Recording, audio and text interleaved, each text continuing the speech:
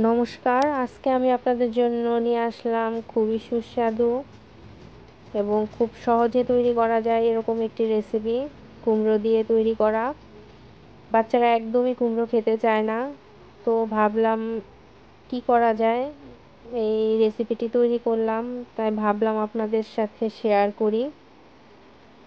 একদম যেসব সবজিগুলো বেশি পুষ্টি তার মধ্যে কুমড়ো অন্যতম।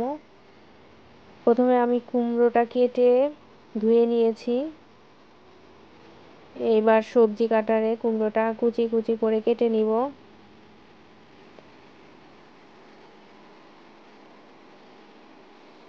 কাটা হয়ে গেছে, এখন মেখে নেওয়ার পালা।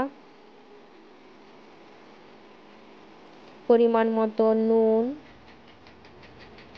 হলুদের গুঁড়া, সামান্য পরিমাণে মরিচের গুঁড়া। এবার ভালোভাবে মেখে নিচ্ছি।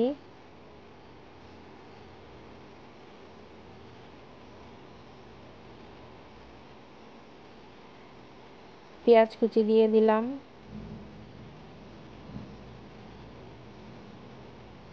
আর দিলাম সুজি। চালের গুঁড়া নেই, এই জন্য সুজিটা দিয়ে দিয়েছি। আপনারা চালের গুঁড়োও দিতে পারেন, মচমচে হবে। কিছুক্ষণের জন্য রেস্টে রেখে দিলাম। এইদিকে তেল গরম দিয়ে দিয়েছি।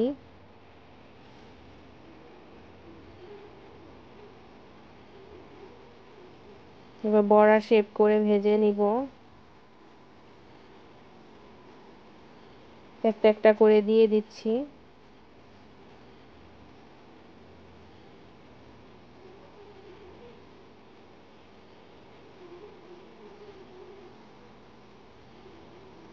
আসুন, এগুলো ভাজতে ভাজতে আমরা কুমড়োর পুষ্টিগুণ সম্পর্কে জানি। আমরা সবসময় তো কুমড়ো খাই, কিন্তু এতে যে কি পরিমাণে ভিটামিন আছে সেটা কিন্তু আমরা জানি না।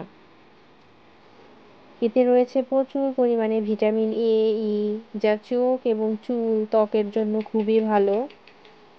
প্রচুর পরিমাণে অ্যান্টিঅক্সিডেন্ট, যা আমাদের রোগ প্রতিরোধ ক্ষমতা বাড়ায়। রয়েছে ফাইবার, পটাশিয়াম, যা আমাদের উচ্চ রক্তচাপ নিয়ন্ত্রণ করে। আমরা যারা ডায়েট করি, ওজন কমাতে চাই, তখন আমরা এই সবজিটি খেতে পারি। সুগারের মাত্রাটাও নিয়ন্ত্রণ রাখে, ওজন কমায়।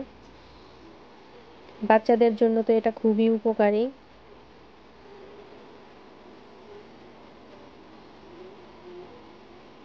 আর সব সময় রঙিন সবজিগুলোতে তো এমনিতেই আমরা জানি প্রচুর পরিমাণে ভিটামিন থাকে।